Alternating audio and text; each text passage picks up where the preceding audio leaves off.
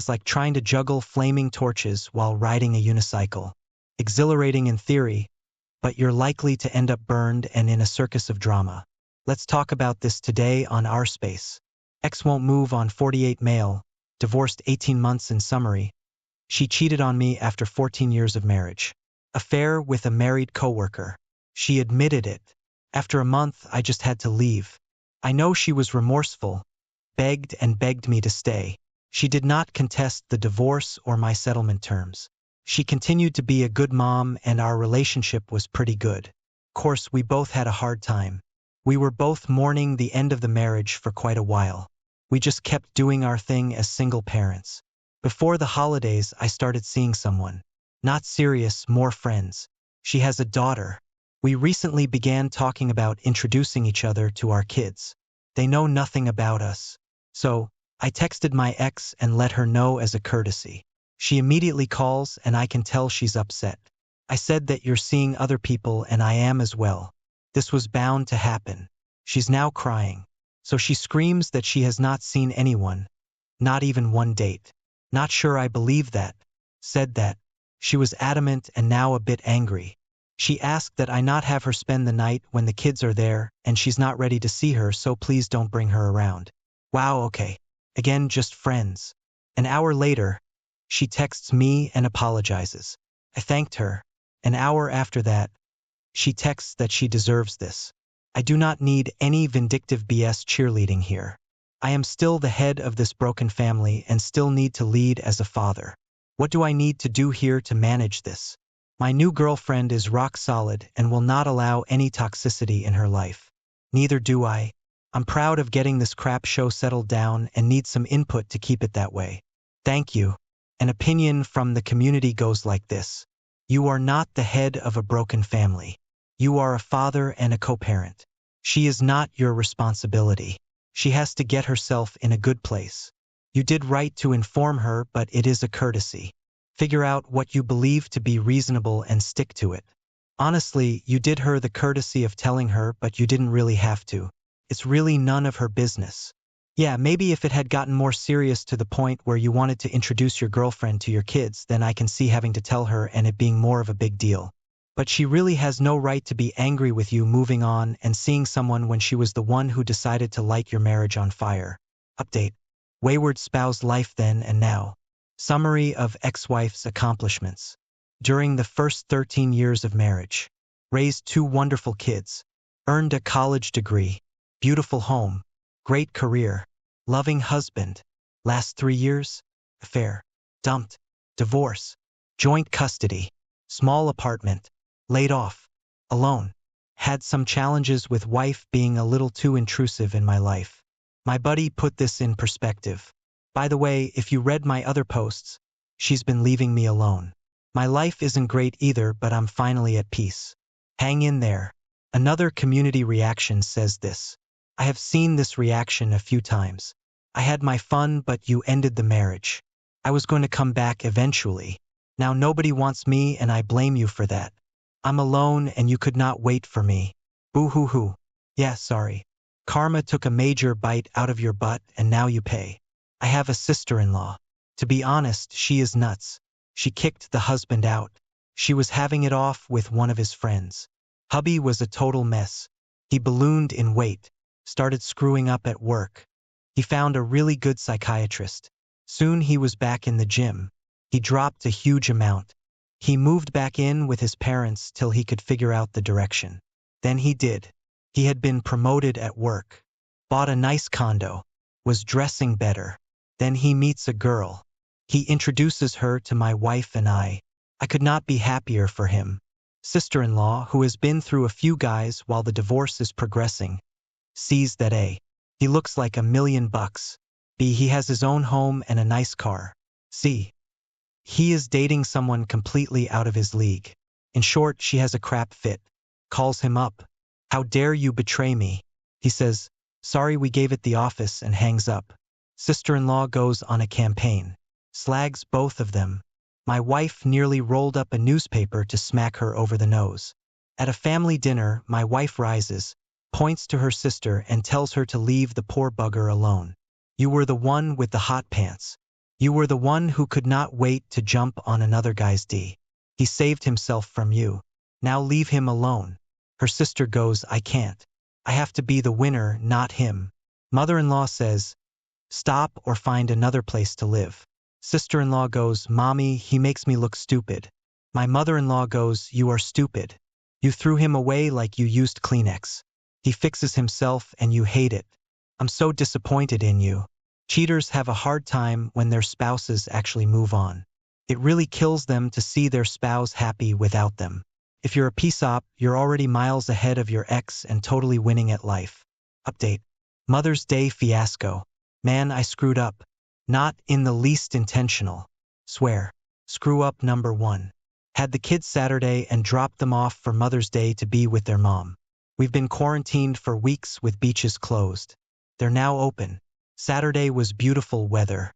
The kids and I spent the day at the beach. Had a blast. I guess that was her big plan for Mother's Day. She never told me her plans and I never really thought about it. Screw up number 2. Have a friend of sorts that I have been seeing. Thought I was discreet in building a nice Mother's Day gift basket for her. My kids have never met her. I guess the kids somehow found it. It was in my closet and thought it was my gift to their mom. Evidently, they told her all about it. So, ex called to tell me how disappointed she was that we went to the beach. I apologized. At first, she was okay. Then she thanked me for the gift and couldn't wait to see it. Blurted out, I didn't get you a gift. It got ugly. I feel bad for her. At the same time, when she had the affair, she never once considered how her future may look.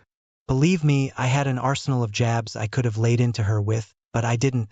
Are you a mind reader? No. How are you supposed to know what her plans were? Like you said, she never considered you when she was off with another man. Stop the pity party. You have nothing to feel guilty for. The fact that she still has you feeling guilty means you're still wrapped around her little finger. Update. Divorce, the affair fog is your friend. Just sharing a personal reflection based on what I experienced. Please don't think I was this smart. Just more lucky in hindsight, I guess. 48 male. 14 years married. Betrayed spouse. 2 years divorce. Discovered the affair. She was remorseful at the same time. Never broke contact. After a month, decided to file. She went all in with the affair partner. Painful as hell. Emotionally, I pushed the hell to get the divorce finalized. Just want it out. Sooner it's over, sooner I can start fresh. So in hindsight, I made all the money. She was so absolutely lust-struck. She made the most stupid decisions on her divorce mediation. She disengaged. Flippant. So immersed in the fog. Affair partner seemed well off. Maybe she felt he could take care of her. Didn't grasp what it would cost her to be on her own. What she thought she could earn to even come close to her living standards. And that's with alimony. A couple of years that will be gone. My attorney was dumbfounded. It's already starting. She texted the other night to ask how to take money out of her 401k. Told her no clue. Won't touch it until I retire. Oh, affair partner dumped her a few months post-divorce. Thought I'd mention that. So after reading a lot of posts, I thought I'd share. I suppose there's some who are successful in waiting out the affair, somehow reconciling or whatever. I guess that can be a good thing. If you're not heading down the reconciliation road, act fast. Maybe you'll get lucky like me. Now we've got a couple of reactions in the community. What a pleasing karmic story. I wish I followed your advice. We still maintained an amicable divorce, but I think it would have thrown gasoline into this relationship if I had been stronger at the amazingly supportive new coworker girlfriend. Someone else chimes in. Glad to hear you weren't financially abused trying to get away from the person emotionally abusing you. My story is similar. 17 years married, 3 kids, 0 remorse on D-Day, and said she wouldn't end it with a fair partner. It took me a little over 3 months of settling up my finances to be ready to file and kick her out. Waited another 3 months until she moved in with the affair partner, and I had been caring for the kids solo before I had her served. False date. We're now 1 year after filing and paperwork is signed with final court date on Monday. She gets kids every other weekend, no alimony, and pays me child support. Her divorce settlement will keep her okay on finances for 2 to 3 years with her spending habits. After that, she's screwed. Affair partner making $18 an hour, paying his ex-child support on 2 kids can't be much help financially. This is going to get real entertaining soon. One more person chimes in. Another winner that rolled the dice and lost. My best friend was jettisoned by his wife. She was convinced that she could do better. She had a few affairs with more senior men at work. Tried bullying her husband into not peering behind the curtain. Too bad his good friends did. She had no idea that she had been caught. Till the morning she was asked to attend the offices of her HR department. They moved the meeting to the boardroom. First, her most recent affair partner trooped in and stared daggers at her. Then the previous 2, also staring daggers. Then it hit her. Her husband came into the meeting. She attempted to communicate, but he shook his head at her. VP of HR walked into the meeting and it was rather curt. All of you have broken the code of conduct. As a consequence, the company can no longer offer you employment. You will be given 2 weeks in lieu of notice. You will not get any bonuses or other compensation in line with corporate policy. The 3 men rose, one spat at her and left. She was glued to her seat. My buddy spoke up. I tied a kin to your tail, which ended all of your playmates. Your mom and dad have the evidence as well. He hands her a card. Give this to your lawyer. She holds the card as if it is a poisonous viper. He says, the divorce is being processed as we speak. Please never talk to me again. He walked out. Next time he saw her was in family court. After the review of the case, the judge gave him 70-30. She stood up and screamed that she was the mother. Judge said she did not present a very motherly image. Her telling him to F off pretty much screwed her case. The judge was so angry that he said he should have recused himself, but instead he said, if I get overturned on appeal, then so be it. He did not give her child support or spousal. People always think the grass is greener on the other side, but it honestly rarely is. Especially when it comes to affairs. She put herself in this mess. Not only that, but affairs aside, it's important to have a contingency plan when it comes to finances. You really don't want to have to rely on someone else for your livelihood. Update. Eminent train wreck. The affair-born marriage. Long read. Interesting share on the progression of an affair-born marriage. Reference article written by Dr. Pittman. According to the stats provided, only 3 to 5% of affairs actually progress to marriage. While not part of the article, would think that most of those are likely rushed into during limerence. The article also states 75% of second marriages fail. No mention of third marriages, which is likely higher.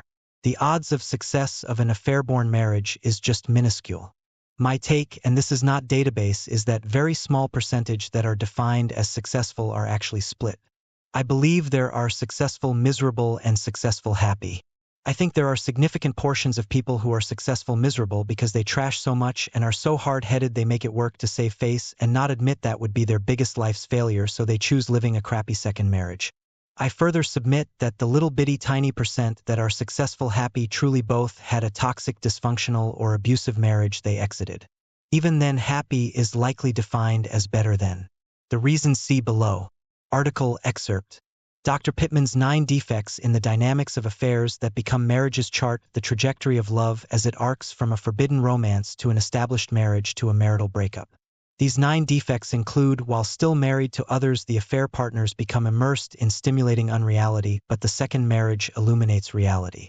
Only after their marriage did the divorce become real enough to see that it was a horrible mistake. They were so caught up in infatuation, but they never got around to figure out if what they were doing was sane. The cheaters who wrecked the family or two and inflicted much pain on innocent people may feel no or little guilt during the affair, but become overwhelmed with guilt after they marry. Divorces drain both financially and emotionally. After affair partners marry, the new couple may feel a disparity in what had to be sacrificed to bring them together. Unfaithful couples who marry may believe that the life after marriage will be as good as life during the affair, and that the greater the sacrifice, the greater the expectations for the new marriage. In short, the more people enjoy the battles involved in wrecking and escaping marriages, the less they are likely to enjoy the business as usual of the new marriage. The affair partners who were unfaithful develop a distrust of marriage, and for the affair partner who is now a spouse. A marriage that begins on an untruth cannot have a trusting foundation. During the affair and the divorce, the unfaithful couple isolates and insulates themselves, and they retreat to a private little world protected from the devastation that they have created, safe from anyone who tries to pull them apart. In this regime, memories or even mention of the betrayed spouse can be difficult. Later, the now married couple may long to reconnect with these people. However, everyone involved is hurt by the betrayal and not as forgiving as they have expected. They often find that they only have each other, and that can be very lonely. When the romance fades, as it does in most marriages, romantics do not understand that this is part of the growth of the marriage, and they do not know how to nurture a deeper, more meaningful relationship. Rather, they believe that they have just fallen out of love. During the affair and the divorce, the affair couple convinces each other that the defective marriage is the fault of the betrayed spouse. To acknowledge otherwise now that the remarriage is taking place seems a betrayal of the rescue fantasies that fed the affair in the first place. The absence of a shared history that nurtures a comforting familiarity to relationships that begin early in life makes talking about the past difficult. An affair that wrecked the first marriage makes it painful and embarrassing for both spouses to discuss the past because it may promote jealousy and insecurity. Affair partners who marry do not want to hear the good qualities of the previous marriage and spouses, nor about any good times the former partners had. Trying to start over can be lonely and disheartening. All of this makes so much sense, and none more than a marriage that begins on an untruth cannot have a trusting foundation. How can something that is based on lies, dishonesty, and manipulation last? It is not meant to. Update. That moment, that look, that gift. Haven't posted in a while, but thought I'd share something about my situation. The one gift my ex-wayward spouse left me that has helped me many times. A little background. Divorced 2.5 years after finding out of my wife's affair. I'm in constant contact with her as we co-parent. Amicable and no real emotions left for her. I've moved on and life is good now. Things have not been good for her, to put it mildly. Nothing major other than things here and there. Things I found out about and things that tend to concern me for my kids' sake. I'm a helper and fixer by nature. I guess that's why I stay connected to this sub. So when I find out something is going bad for her, my first instinct is to help. Of course I don't, but just saying. What I always reflect back on is this look she gave me during our final mediation session. Mind you, I was at an all-time low at this point in my life. This look is hard to describe. Her eyes just looked empty, unholy, evil, and at the same time her mouth was clenched as if to be fighting off a smile. It was as if she was enjoying my pain. Man, that hurt. It's still very vivid in my mind. So when I get these situations where I think about wanting to help, for that split second my mind jumps back to that moment in the attorney's office. I do not feel vindicated or get joy out of her struggles. It's more a reassurance. I know I'm in the right place in my life, doing the right things. I often wonder if she did not give me that look or was remorseful looking, or if her eyes were full of doubt how things may be different. So in that context, I feel like she gave me a lifetime gift. Am I crazy? Does anyone else have a similar point in time when they reflect to find reassurance and guidance? A deleted user said this. Yes. There is a video I found of my soon-to-be ex-husband fixing himself up for his other woman and smiling so proudly of himself. That smile was weird. It didn't look like him, and it is cruel given the context. You see, the video was recorded in our basement during our 6th birthday party with family. He hid in the basement most of that day because I already discovered his affair. When I asked him to come up and be present for blowing out candles and presents, he looked annoyed and angry. The entire time he spent upstairs, he had a mean scowl on his face. Only for him to go down to the basement and record himself proudly smiling for his other woman after fixing his collar and his hair. It's disgusting, really. I sometimes think back on that day when he looked so pleased with himself. The next day, he left for vacation with his other woman for 3 days. When he came back, he moved out to a studio apartment, no pets allowed. This was 2 weeks after I discovered his affair. He left me, our daughter, and 3 dogs behind. He also changed his phone number and stopped talking to our friends and his side of the family. Crazy, right? My daughter and I are still working through the trauma. I just think of that smile and I remember how dark his heart really is. Honestly, yeah. And it's like you said earlier, OP, or I suppose what Dr. Pittman said. Only after their marriage did the divorce become real enough to see that it was a horrible mistake. They were so caught up in the infatuation that they never got around to figure out if what they were doing was sane. Your ex really thought she was getting away with something. Now she's in a dumpster fire of her own doing. Update. Good guys and gals always win. Have faith. The infidelity and affair is now just a tiny dot in the rearview mirror. Sure, the memories are haunting and no question the lowest point of my life. I will never forget being nauseated for days at a time. Confusion. Stress never felt before. Sleepless nights. Suicidal thoughts. On and on. Thinking about the future was near impossible. Making it through each day was daunting. Been there. You're in the club no one wants to be in. It sucks. I'm now close to 3 years removed from that mess. Without a doubt, this life I have lived is nothing close to what I had dreamed. At the same time, by some miracle, I have landed on solid ground. My employers supported me through the tough times. I am forever grateful and am now more dedicated than ever. My career and performance is excelling. Somehow I met the most amazing girlfriend. I never imagined having the connection I cherished with my ex-wife and never imagined building something remotely close after the damage caused by the affair. Miraculously, I achieved so much more. My values have changed. This whole experience has changed how I view others and myself. I now know true friendship and foster that with a select few. I needed my kids and they needed me. My relationship with them has grown exponentially these past couple of years. They are in a good place. That's all that kept me going. I am humbled. I do not know why or how I am so blessed. I know this. I am not special, wealthy, or important. I just did my best to be a good person. Hang in there. Brighter days are ahead. My only advice to share is to be a good person and have confidence that the good guys always win. As I wrote, we are in a club where joining comes at a painful price. And if you need anything, reach out. You're not alone. Honestly, yeah, it's not hard to be a good person. And some people, like your ex, don't seem to understand that. You should be so proud of yourself, OP. You come a long way. It's not easy to navigate divorce, but you came out on the other side on top. Update. Answer to why people cheat. Sharing a point of view. Everything we possess in life has value. Whether it's material objects, friendships, relationships, careers, freedom, security, even ourselves.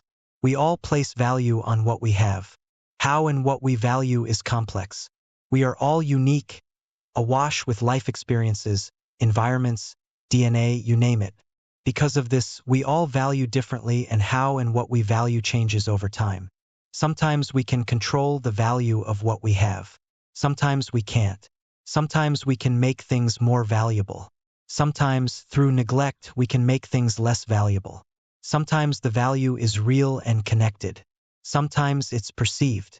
Value is always relative based on options and circumstances. We value in the present and we value future potential. When it comes to cheating in affairs, the harsh reality is the wayward spouse valued the affair more than the marriage. It's that simple. Perhaps wayward spouse made an error in perception and placed extreme value on the affair due to limerence and fantasy. Perhaps they didn't think and appreciate what they had in the marriage and undervalued or understood love. Maybe that's why there's regret. Maybe the value they placed was real. Maybe they didn't think about future value. When I reflect on my personal situation, I believe my ex took our relationship for granted. We never had problems. And I do believe she valued what we had. I also think she overvalued her affair partner and the high that the affair gave her. Update. Well, fell off my barstool last night. Figuratively, of course. Catching up with a few friends and ran into one of my ex's estranged friends. This woman was pretty lit and asked about ex. Then proceeded to tell me what an EFF up my ex was. Okay, whatever. She then proceeded to volunteer how EFF'd up that whole situation went down. Ears up. Of course, I asked what she meant. She proceeded to unload a whole saga, none of which I knew. Evidently, my ex blew a huge chunk of the money she received during the divorce settlement by investing in affair partner's business. I guess the business was very distressed and the investment just bought time before it eventually went under. He then was going to move to another state and asked her to come. Evidently, she agreed. Then he reneged and dumped her. Guess he thought she wouldn't leave the kids. Nice to hear she was going to bail on her kids as well. Anyway, just when I thought I had a clear picture of everything, this pops up. Pretty sure this happened.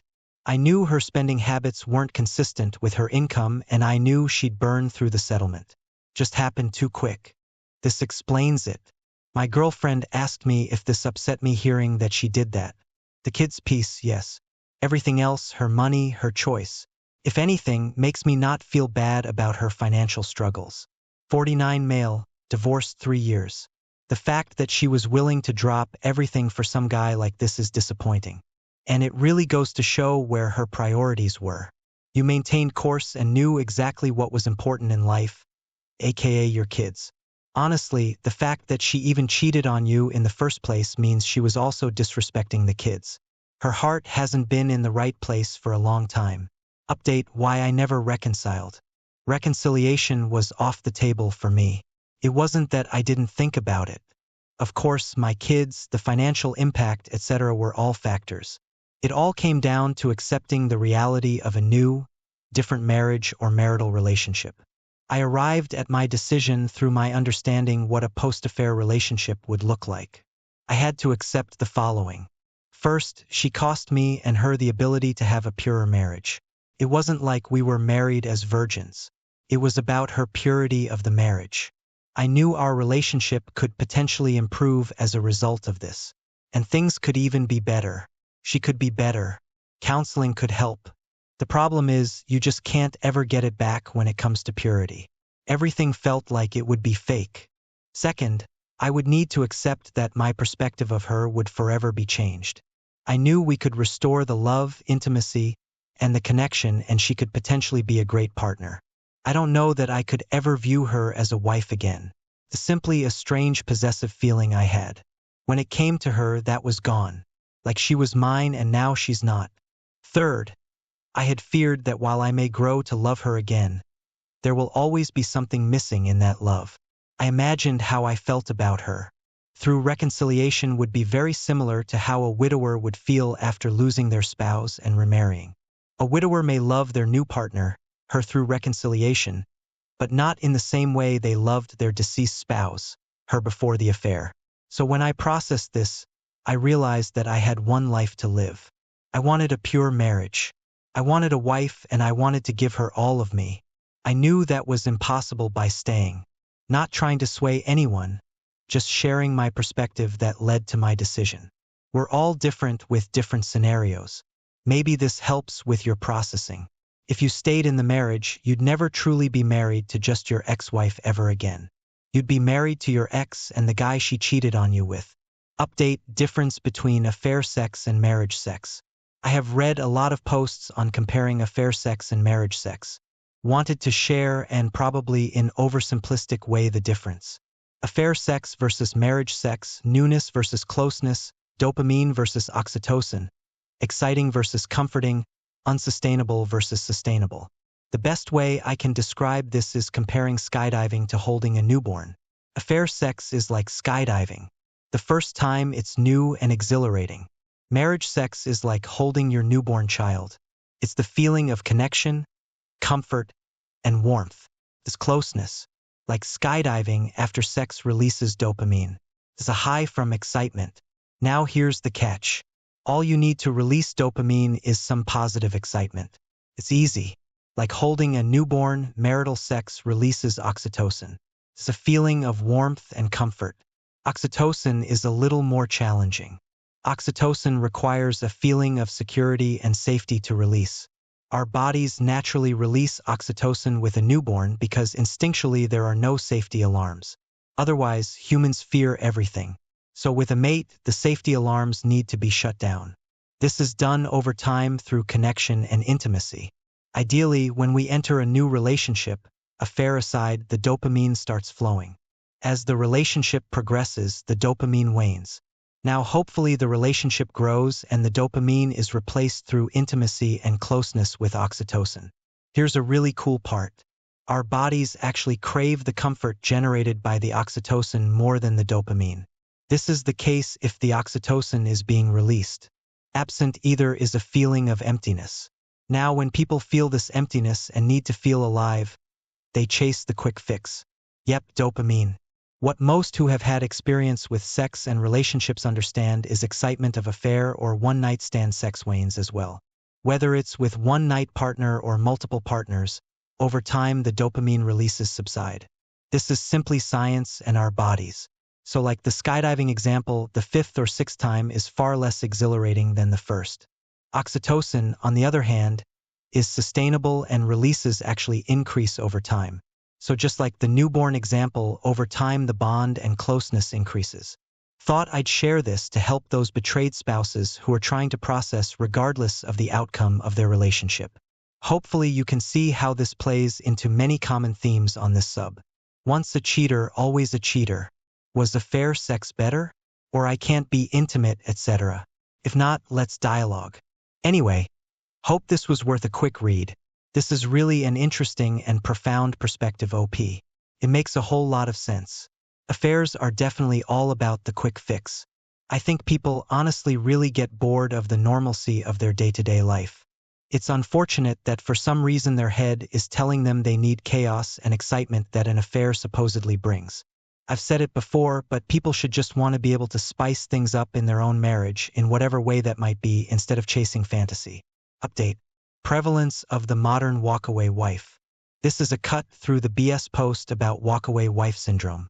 There's a harsh reality to this and it needs to surface. That's simple. All starts with boredom. Period.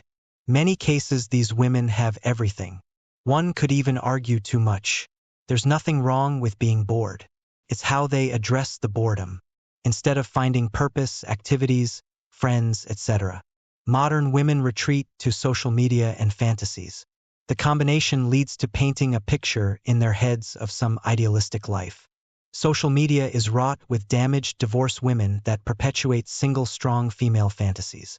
These damaged women ruin their lives, can't accept responsibility, and refuse to admit they are miserable. They post content, get likes, and feel justified. It's like recruiting into a cult. They feed off of each other. Trust me, if your wife is bored, she's consuming all this stuff. She's envisioning a fantasy which does not include you or marriage. Rationalizing is irrational. These walkaway wives are now in a mental tug of war. They have good lives. They are bored, but now they have this fantasy that excites them.